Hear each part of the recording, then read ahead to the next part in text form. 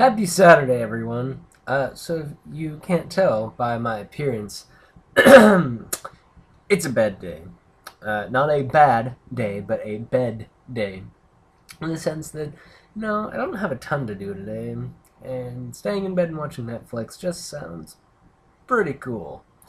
Um, yeah. So, among the things that I like to watch on Netflix, they've recently added, in like the last year or so, crap ton of Disney movies, which is pretty neat. I decided that I'm going to do a top 5 list of my top 5 favorite Disney movies in order from 5th place to 1st. So, here we go. Number 5.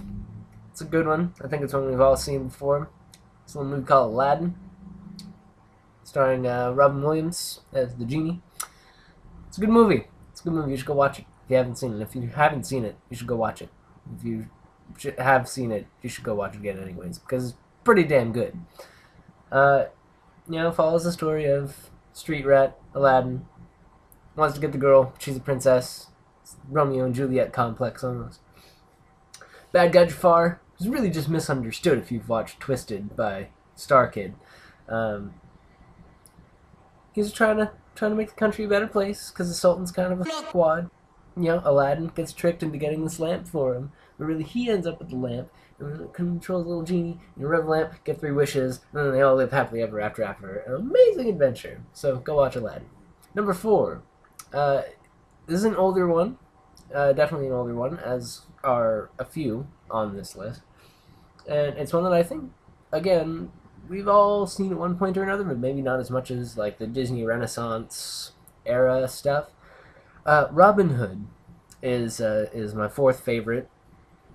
It tells the story of Robin Hood, obviously, but it's got anthropomorphic animals, as many Disney movies of that era did.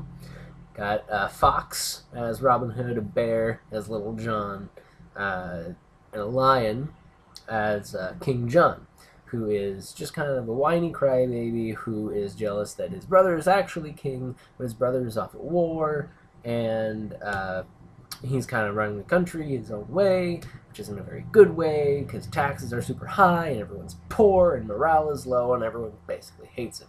So Robin Hood goes and starts Robin Hooding from King John and starts stealing money and giving it to the poor people, which is pretty cool. I feel like it's one of the underappreciated Disney movies. Just the story's action packed. It's fun. It's got some really good music in it, I think. Well worth another watch if you haven't watched it in a long time. Number 3 is another one. I would actually maybe even go as far as to say that this movie is the most underrated Disney movie of all time. And here's why. The Great Mouse Detective. No one remembers it except for maybe my buddy Gary. And it is awesome. Think like Sherlock Holmes, but with mice. It's action-packed. It's a great mystery. It's a great story. It's only got a couple of songs in it, but they're very good. And it's one of those Disney movies that I think really deserved a sequel. I mean, it's kind of the whole Sherlock Holmes versus Professor Moriarty dichotomy there. And he defeats him in the end, spoiler alert. But, I mean, Sherlock Holmes has plenty of other enemies, and I mean, it would have been great for kids to experience something like that more. I'm really not sure why they never did. It was also one of the first, if not the first, Disney movie to incorporate computer graphic images to help with the animation. There's a big fight scene in the clock tower, Big Ben in London, and the gears and everything were generated on a computer and then drawn over by the animators. So, Great Mouse Detective takes number 3, no doubt. Now we're getting into the good stuff. My number 2, if you know me at all, it should come as no surprise to you that this movie made it onto the list. Hunchback of Notre Dame. Hands down, easily the best music in any Disney movie, period. I mean, out of all of them, this has just some of the most artistic, some of the most captivating, some of the most emotional songs out of any Disney movie that I can think of. Um, plus, plus you have a villain who isn't supernatural. He's not full of magical powers. He's not trying to take over the world, really. He is just evil. I mean, he's a self-righteous, pious judge, even though in the Victor Hugo book he was a priest, but Disney didn't want to tackle that. Blah, blah, blah, blah. But just the way they portray Frollo, I just can't even begin to talk about it. It's so perfect. He's basically trying to start a genocide with God as the leader of the army, basically.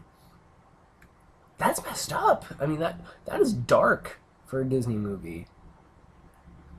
I mean, good music, good characters, good everything. Easy, easy, easy number 2. And now, my number 1.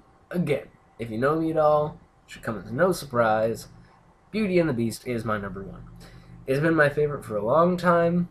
I think it also has some great music. The story is classic.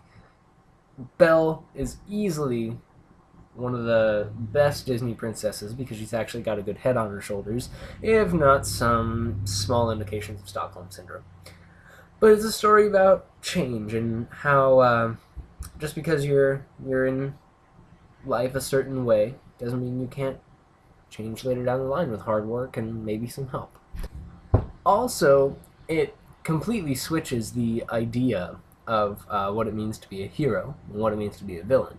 Because normally, Gaston in Beauty and the Beast would be your hero. I mean, he's a big, strong hunter man every girl wants to be with. That's like the definition of a Disney hero. And you got Beast over here, a terrifying monster who's basically cruel to everyone. Perfect villain. But no, Disney gives you a little paradigm shift. Beast is the hero in the end, if not Belle. Belle's a big piece of this too, obviously. And then Gaston ends up being the villain. But it all really depends on what perspective you're looking from. So, but that is my top 5 Disney movies list. I hope you enjoy. If you disagree, please leave some comments of some of your favorites. And stay classy, everyone. I'll see you next Saturday.